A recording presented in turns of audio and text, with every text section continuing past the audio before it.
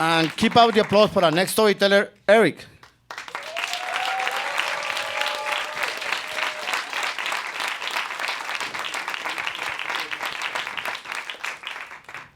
Thank you, Nestor.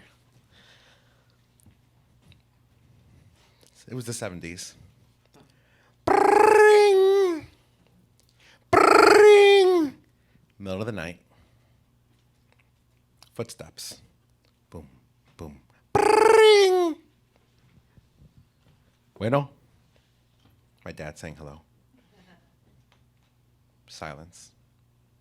Silence. I'd be there. In his broken English, I'd be there. Now, when you get a call in the middle of the night, it's never a good thing, right? We got calls in the middle of the night all the time. Middle of the day. If it started snowing, we knew the phone was going to ring because my dad worked for the railroad for 30-something years. Labor, meaning he did the jobs that nobody else wanted to do. When it snowed, someone needed to clean the rails with a shovel. So there was a group of Mexican men cleaning the rails with shovels. So that particular day, it started snowing. So we knew the call was going to come, and it did. And my dad always answered the phone, and he always said, "I'd be there." And he'd leave. Sometimes he'd come back a couple hours later. Sometimes he'd come back a few days later. On this particular day, he didn't come back for a couple days, or maybe a day. I was going to Sunday school. My mom didn't know how to drive. We only had one car. And it was snowing. It had been snowing. It was so cold.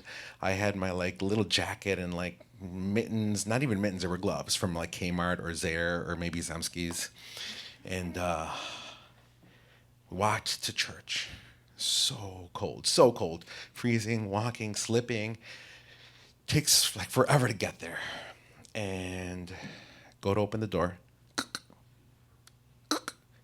It's closed. The church is closed.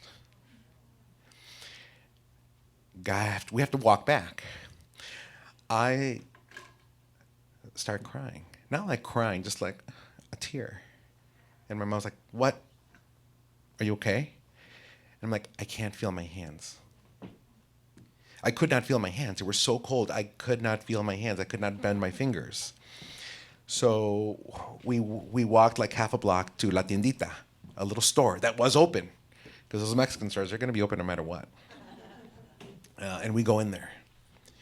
And she makes a call that she never, ever makes. I can probably count on 3 fingers the amount of times that she made a call to my dad's work. And that was a process, because you call some central board, and they figure out where that team is at. Then they have to walkie-talkie the person, and then they do the walkie-talkie in the phone. I mean, it was the 70s, right? And she explains what's going on.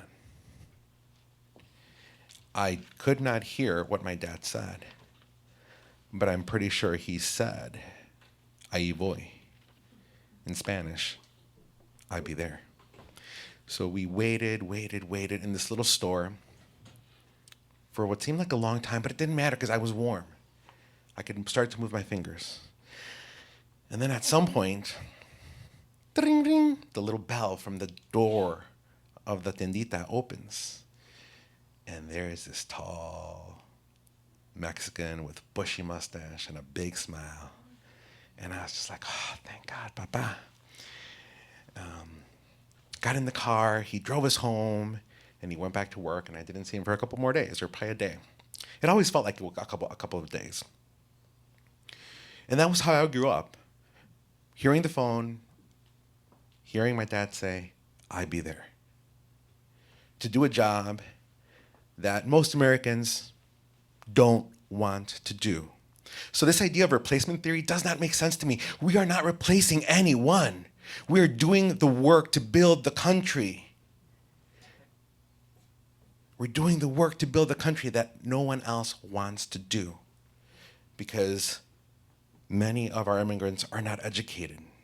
And I know my dad feels bad that he's not educated, because he's told me.